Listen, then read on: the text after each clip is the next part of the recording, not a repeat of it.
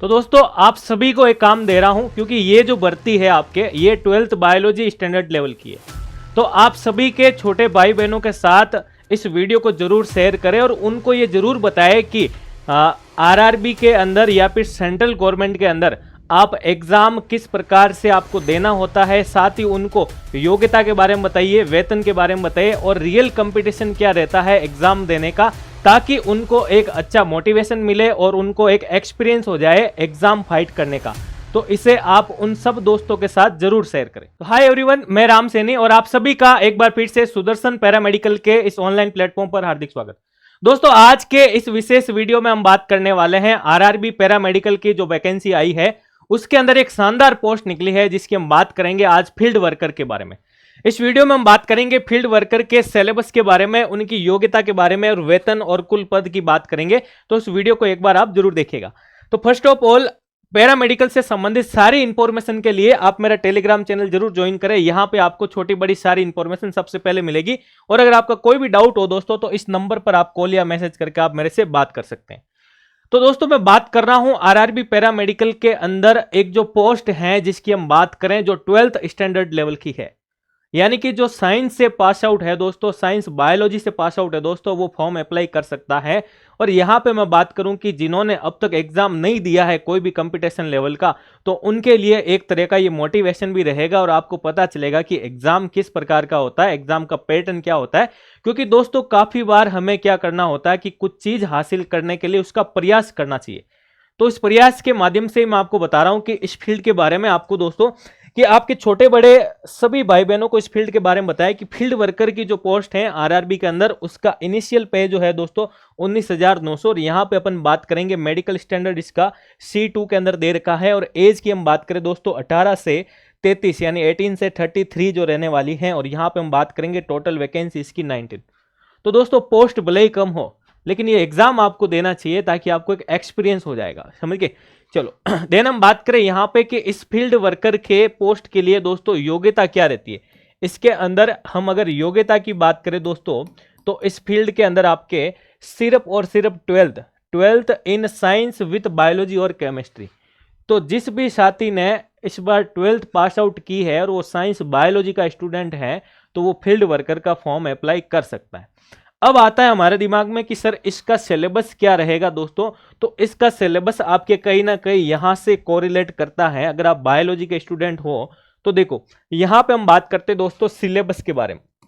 तो इस पोस्ट के लिए जो सिलेबस रहने वाला है दोस्तों उसकी हम बात करें तो आपके फिजियोलॉजी ऑफ कंसेप्शन, यानी हम 11th-12th के अंदर भी हमारे जो ह्यूमन फिजियोलॉजी का पार्ट आता है उसकी मैं बात कर रहा हूं। इसके साथ ही आपके कॉन्ट्रासेप्शन, वेरियस मेथड्स और नेशनल इम्यूनाइजेशन शेड्यूल, न्यूट्रिशन के बारे में दे रखा है, ये भी हम 11th-12th के अंदर पढ़ के आते हैं दोस्तों। फिर हम बात करें एंटीनेटल और पोस्टनेटल केयर के बारे में। और यहाँ पे कुछ जो टॉपिक्स हैं दोस्तों वो हमारे लाइफ साइंस से संबंधित है, या फिर मैं बात करूं हमारे ह्यूमन डिजीज वाले टॉपिक से संबंधित है जो हम छोटी क्लासों में पढ़ के आते हैं।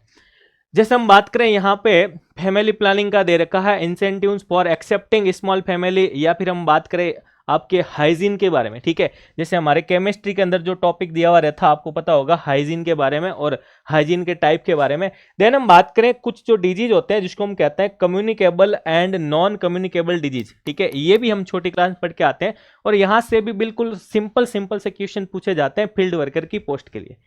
फिर आता आपका HIV और एड्स बीमारी के बारे में। वाइटल स्टैटिस्टिक्स की बात करें जिसमें आपके बर्थ डेट आ जाता है, यानी कि आपके जन्म दर और मृत्यु दर के बारे में दोस्तों। इसके साथ हम बात करें organisation chart for family welfare branch and the medical departments, और यहाँ पे ये पोस्ट जो हमारे स्वास्थ्य विभाग से संबंधित है। तो फील्ड वर्कर के अंदर आपको जो पोस्ट मिलेगी यानी कि फील्ड वर्कर की, उसके अंदर आपको इन सब से रिलेटेड काम करना होता है। और यहाँ पे मैं बात करूँ कुछ रिकॉर्ड्स कीपिंग वगैरह, आपको मेडिकल डाटा वगैरह उनसे संबंधित, यानी हॉस्पिटल के अंदर जो फील्ड वर्कर का काम है ये सारा रहता है दोस्तों।